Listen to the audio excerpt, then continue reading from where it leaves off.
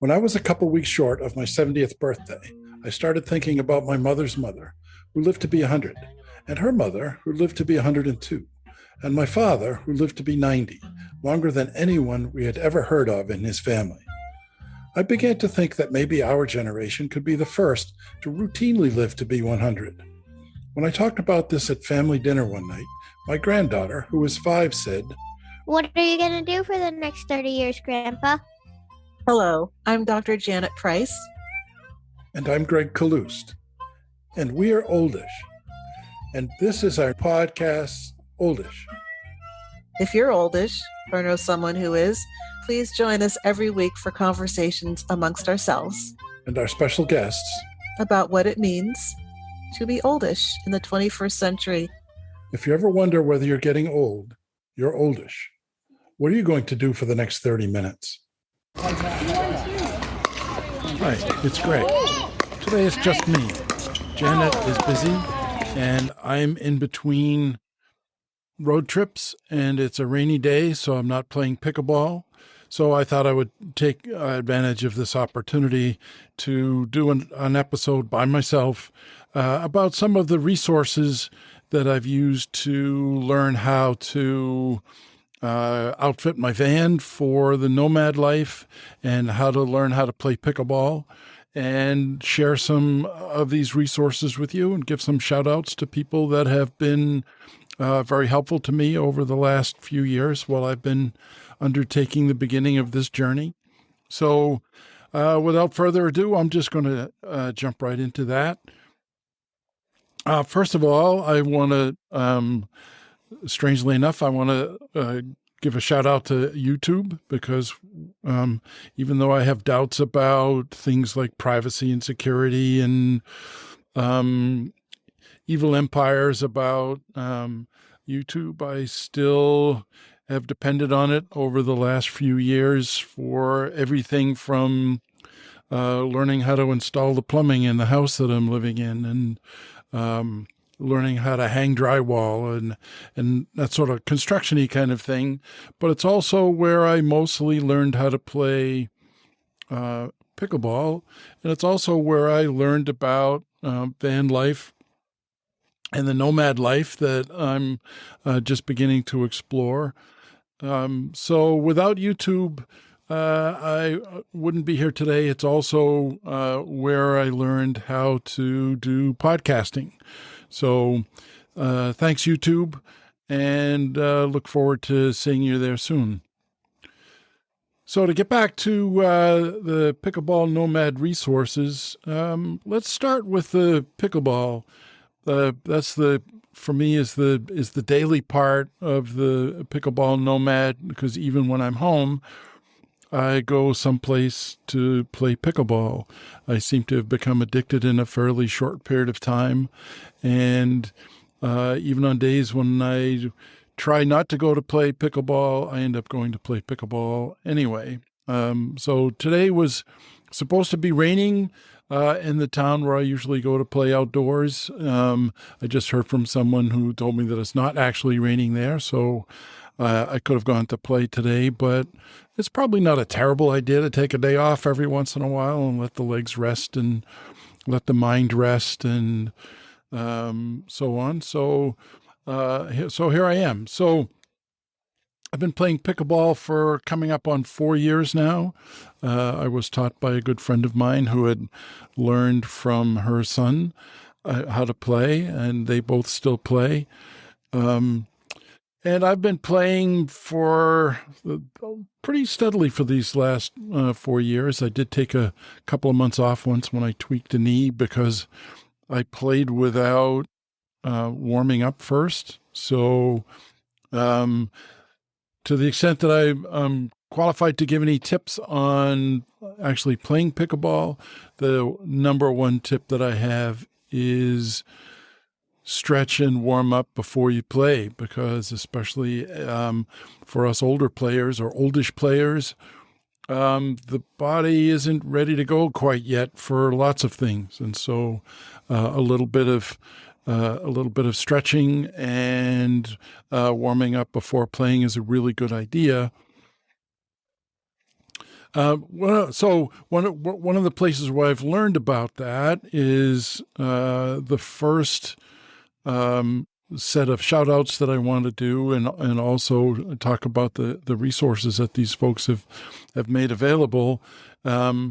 Soon after I started watching YouTube videos on how to play pickleball, I came across a woman who had started to put out a series of YouTube videos that she calls Better Pickleball. Her name is CJ Johnson. She's a professional athlete and coach, and has a really good attitude about what pickleball is for and who's playing and how to play. Her motto when I first started watching was something like how to be your best self and play your best pickleball for people over 50, and that certainly fit me fairly well. So I started watching CJ's videos, I don't know, 2 or 3 years ago, something like that. It was the first videos that I started watching after I allowed myself to start watching pickleball videos on YouTube. Up until that point, I didn't want to be that guy. I didn't want to be studying or learning or practicing or going to YouTube to pick up all kinds of tips and tricks and whatnot. But once I started doing it, I fairly early on came in contact with CJ. The most important thing to me about CJ and her partner in We Are Pickleball, Tony Roig, is that they are not just about techniques. They're not just about the mechanics. They're about the physical aspects of play. They talk about the 3 pillars of pickleball: the mechanical, the strategic, and the athletic. And the athletic includes getting your mind ready to play. And their attitude really seems to be that your pickleball journey, you're learning how to play pickleball, and for whatever reason you're doing it, and to whatever level you want to aspire, it's a journey. Learning how to do it as a journey. You start off not knowing how to do anything, and at some point you begin to learn the rules. You begin to learn where to stand on the court and how to swing the paddle, and how to not get hit in the head by bangers, how to laugh while you're playing, and so they I think rightfully look at pickleball as a journey, but they also include it as part of your life journey. So they just assume that as a human being, you are on a journey, and nobody but you knows what that journey is. And for anything like me, fairly often you don't know either. But you're on a journey, and pickleball is part of that. And to a certain degree, they use pickleball as an analogy for life, and I think that's a very good approach. And the mental approach that they talk about it verges almost into the spiritual at some points. Things like, don't worry about the shot that you just missed. That's in the past, and there's nothing you can do about it.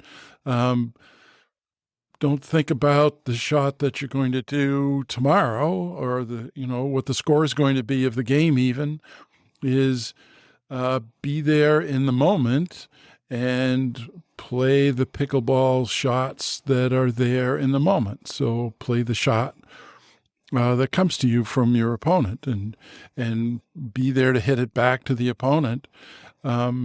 And don't worry about those other things, including don't worry about the score too much. And they clearly differentiate between playing in a tournament, where obviously the score makes a difference because that's the point of that game that you're playing, and rec play, where there's a very good chance that 10 minutes from now, you're going to be playing with somebody else, and that you're not going to remember what the score was, what the shots were, what happened.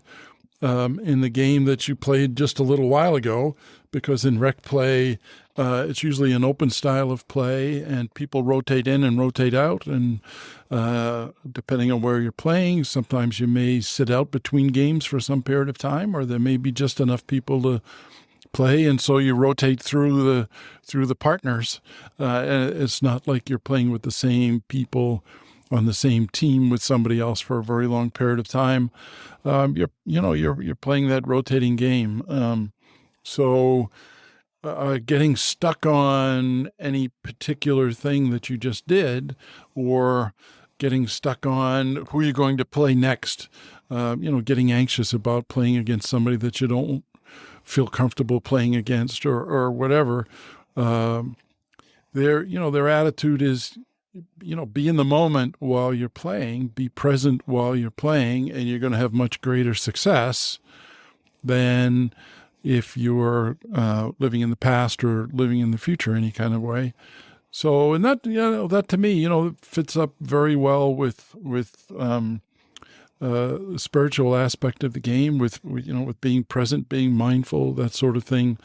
They talk a lot about things like being prepared to play the game. So Tony Roig, who is part of We Are Pickleball, who I came across quite a bit later than I came across CJ's channel. I came across Tony's channel mostly because I think I was checking out CJ's channel, and there suddenly was Tony. But Tony is also a professional pickleball player. He's a senior pro, and he's also a certified teacher trainer. And he has in addition to their many methods of communicating with folks about pickleball and life, including in-person camps and trainings and seminars and webinars, and they just did a pickleball summit where they brought together a number of pickleball professionals to do workshops and presentations on how to play your best pickleball and be your best person. One of the channels that they have is a podcast called Pickleball Therapy.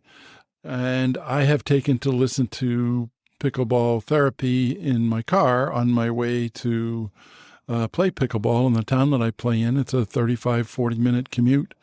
And so I'm driving down the road, listening usually to Tony talk, because sometimes CJ's on there, sometimes he is a guest on.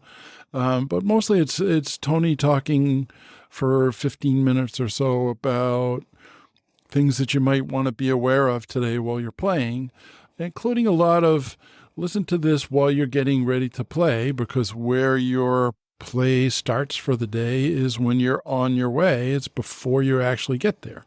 So if you've got something that you want to work on in your game today, you settle on that on your way there. If you're too tense when you're playing, use the time on your way to relax. If you need some tips, sometimes Tony shares some tips, many of which are very useful. It's hard in a podcast to share a mechanical tip like hold your paddle this way, or here's how you put spin on the ball, or that sort of thing. But in a podcast, Tony will often say things like, what are you working on spin for? You're still learning how to play the game and working a lot of time on the spin. Maybe you should be working on your return of serve, or maybe you should be working on getting the ball over the net on a regular basis, as opposed to, practicing spin, which is going to be a distraction maybe. And, when you get to that point where you've mastered the rest of the game, or what you set out to master, maybe then take on something else like spin, or something more dramatic like an Ernie, or hitting around the post, or something like that, which are fun, but don't really enter into your real life game very often.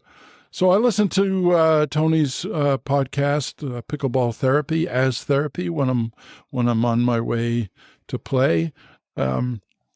I often also, as part of my warm-up, because CJ and Tony have said over and over again, if you don't warm up, if you don't stretch, you're more likely to get hurt, but you're also less likely to be able to play your best when you actually get on the court. If your muscles are loosened up and stretched and warmed up a little bit before you start playing, you're much more likely to play well in your first game or two. So on the way down, while I'm driving in my van to play pickleball, I listen to Tony, and I also have started doing a series of steering wheel isometrics to loosen up and strengthen my upper body. The lower body gets plenty of work running around on the court, but the upper body, gets some, but not so much. And I'm about to be 72 years old, and in the morning, I'm a little less nimble, shall we say. So anyway, Tony and CJ have made a huge difference in how I approach the game of pickleball, literally and figuratively. So I want to give a big shout out to Tony and CJ.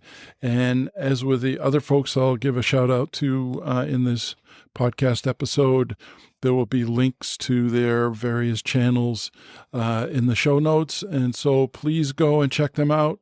If you have any sense at all, you will spend enough time with Tony and CJ that your game and your approach to the game will be transformed. And if so, please like and review their podcasts and their YouTube channels and so on, and go out there and have some fun and be your best self, whether it's on the pickleball court or somewhere else. So there's CJ and Tony, and in no particular order. There's a couple of other people that I want to talk about, whose YouTube channels in particular have made a big difference in my play and in learning how to play.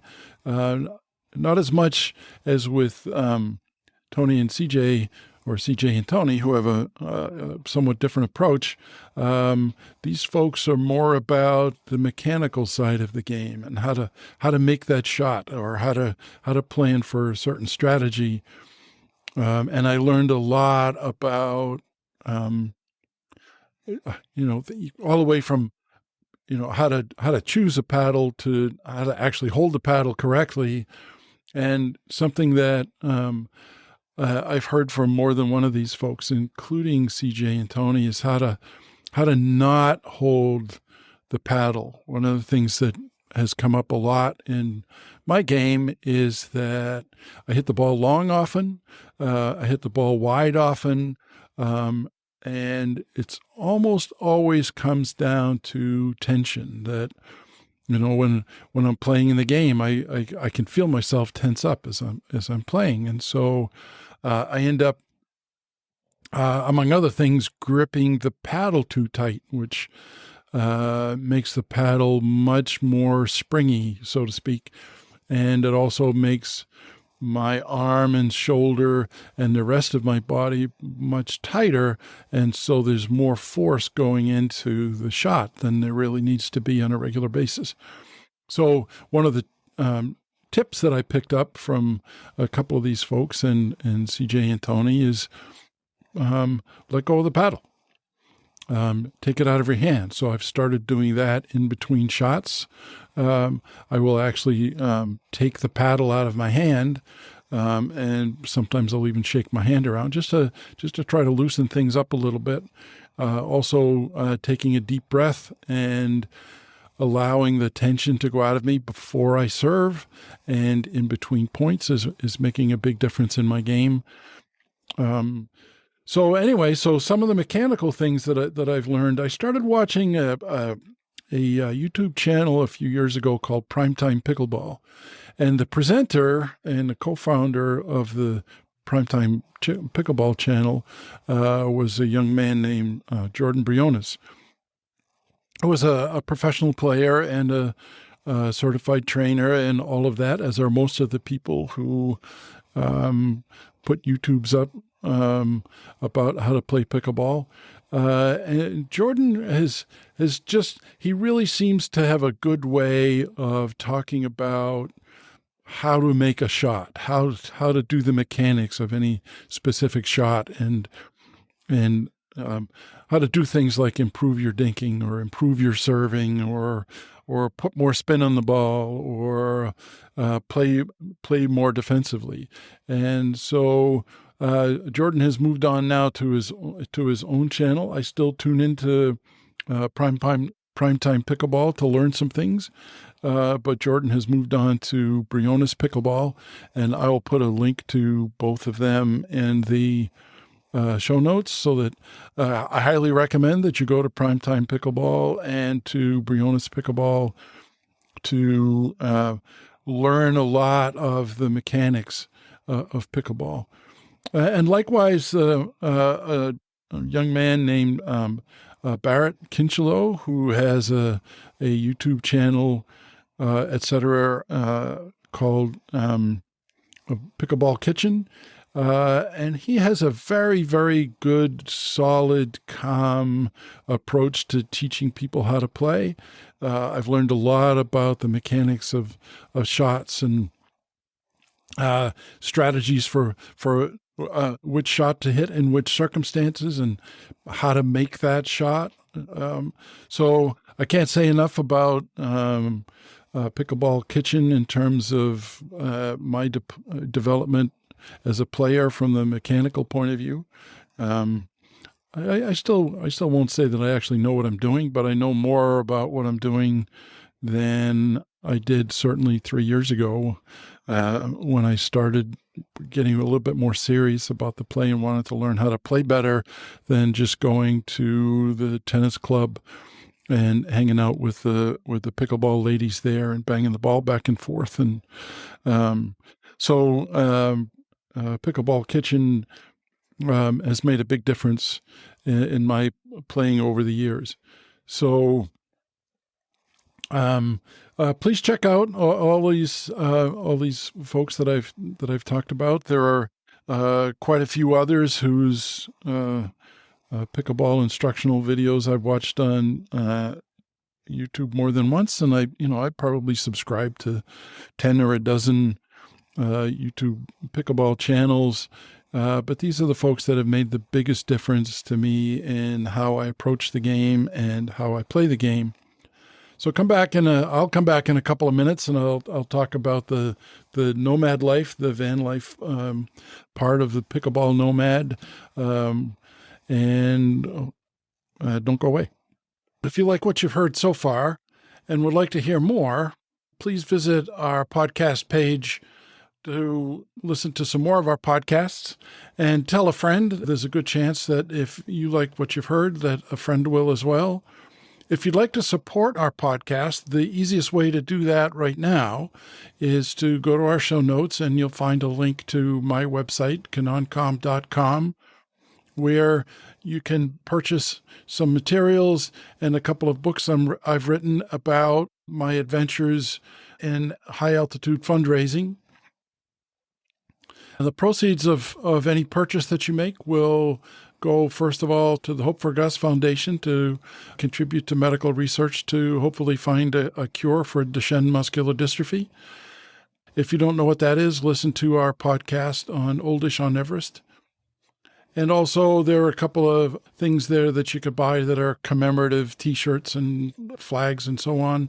And the proceeds from this go to the Hope for Gus Foundation, as well as to help offset the costs of doing this podcast. Thank you very much, and stay tuned.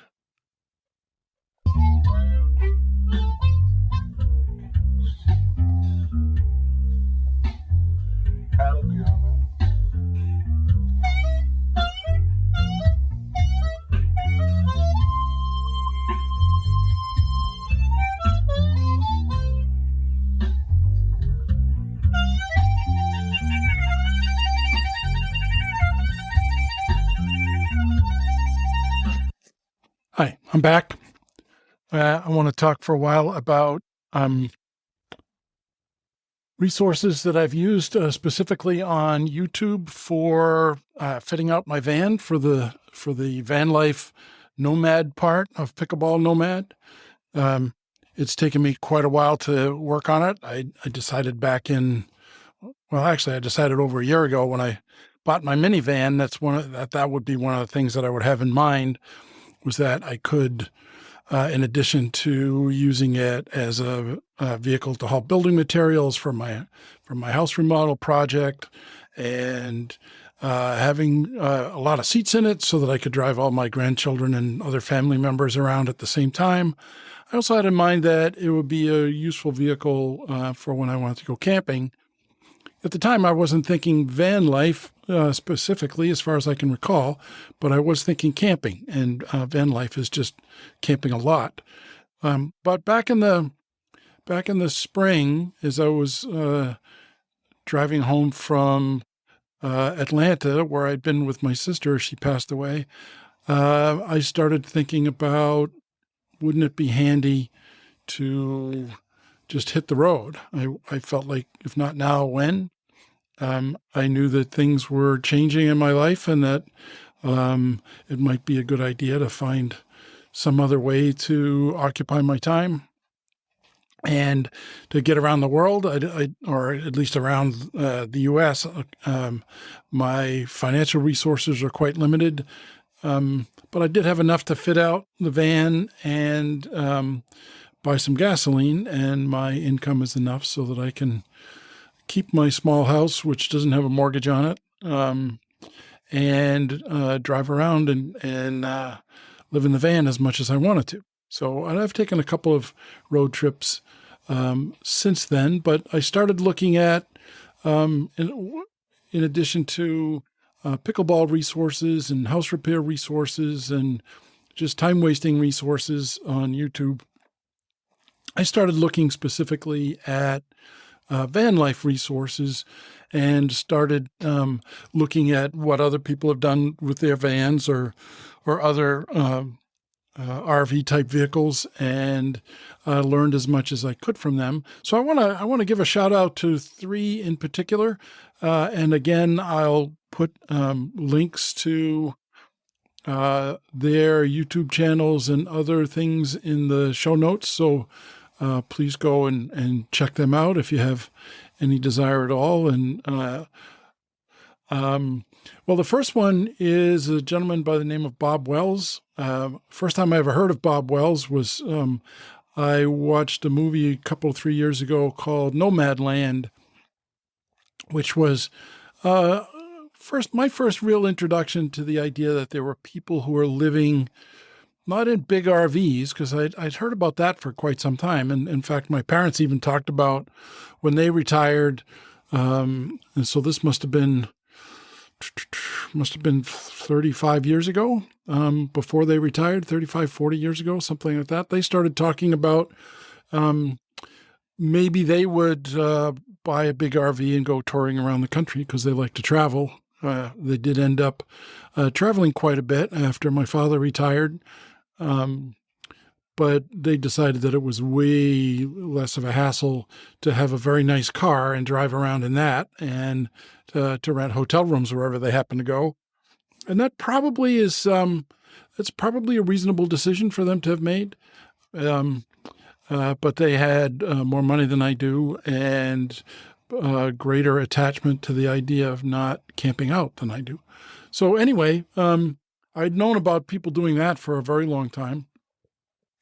But what I didn't know until I saw Nomadland was that there are a lot of people, and the film features people who are oldish for the most part. There are a lot of people who are living in something that you wouldn't ordinarily think of a home. You know, a big RV is the equivalent of a small apartment, really, and some of them are quite nice. But you know, somebody living in a van or in a car or in a converted delivery truck or something like that, because they don't have a fixed address and they need to have a place to sleep and eat and prepare their meals, and place where they can live inexpensively while they're on the road.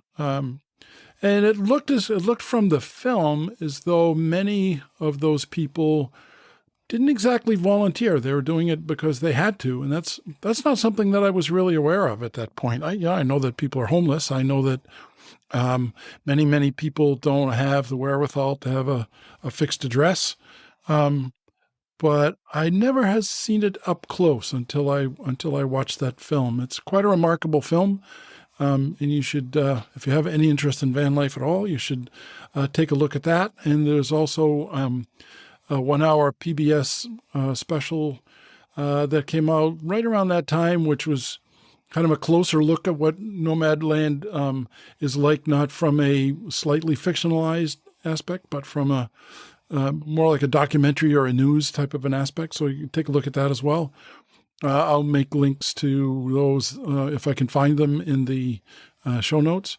But in the film Nomadland, there was a gentleman playing himself who seemed to be kind of a voluntary guru of van life. His name is Bob Wells, and he had taken it on himself to help people learn how to do it. He'd been living on the road for quite some time.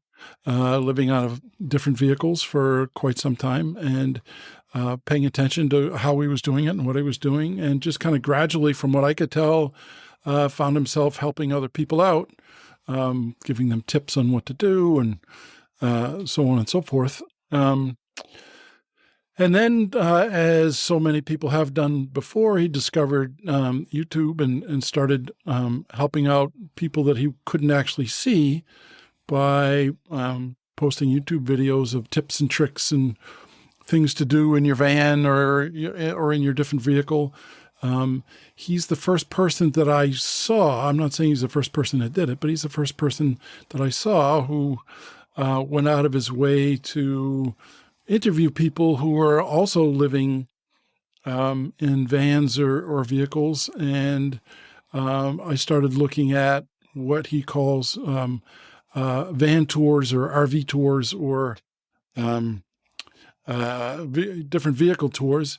And I saw a lot of people had done a lot of different, very interesting things, all the way from the very minimal, throw your camping gear in the back of the car and go, to cram as much stuff as you can into the back of a Prius and go, to buy an old ambulance and fit that up inside as a home. Pretty much the idea being inexpensive ways to make a vehicle habitable, depending on your definition of habitable. And so I began to watch those kinds of things. And Bob also, he would do things like review products. And so one of the things that many full-time van lifers have is solar power for their appliances or their devices that's provided by solar panels and essentially a battery. And those rigs range all the way from, a couple of panels like you might see on somebody's house mounted to the roof of a vehicle.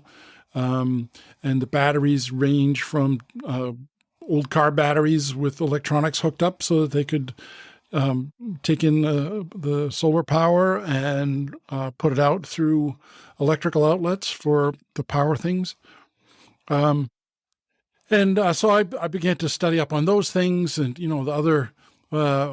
There are a whole lot of videos, and Bob has done several on how do you do your business when you're living in a car or a van. And so, a number of people have approached that question because you kind of have to.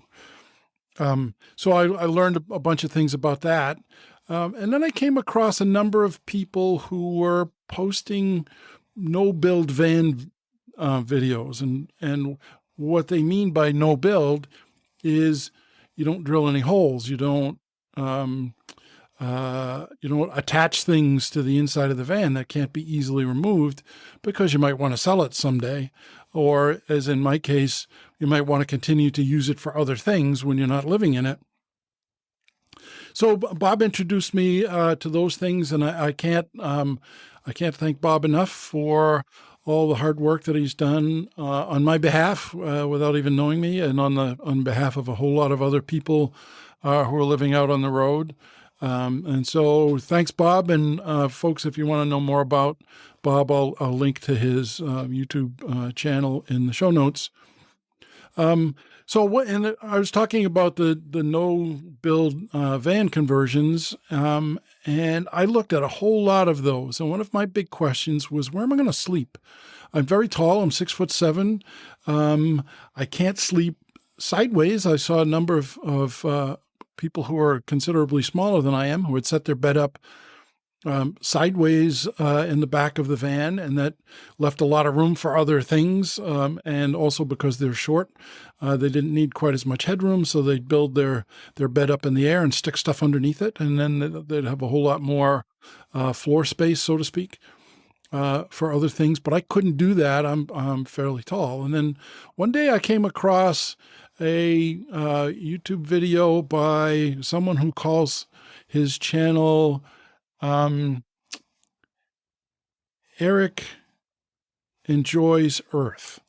So it's Eric Enjoys Earth. And he's someone who appears to be perhaps French-Canadian, who has been traveling around Canada and the U.S. in a no-build van for a number of years.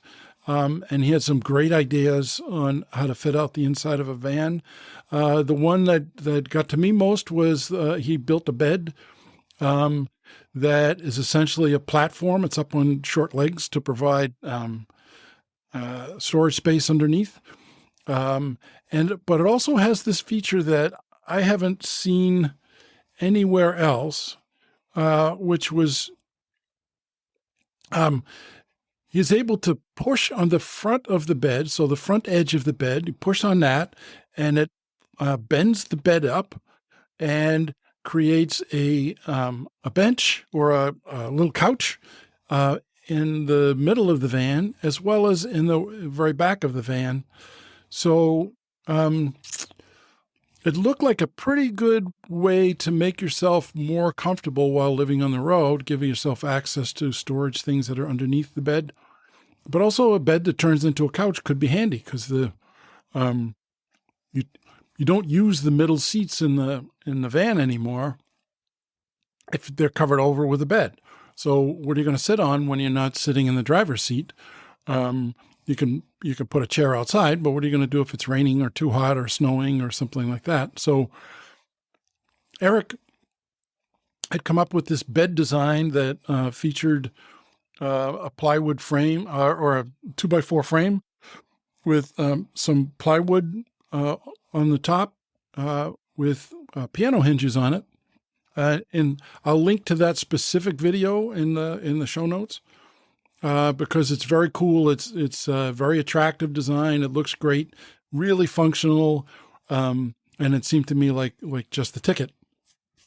I've modified it because I still want to be able to use the van for passengers sometimes, specifically my grandchildren, I have 3 sets of grandchildren, and there's 2 households with 2 kids in them and 1 household with 1 kid in them. So I don't need all of the seats in the van to be able to go and hang out with my grandkids and take them to the beach and so on. So basically what I did was I cut Eric's design down the middle lengthwise and made it so that if I want to use 2 of the seats, which I've left in the van, I can flip one half of the bed up on top of the other half of the bed, and that gives me access to those 2 seats. So I've got a modified Eric in my mind. So please check out Eric's channel. He's offered some very clever approaches to living in a van, in addition to the bed. So check that out.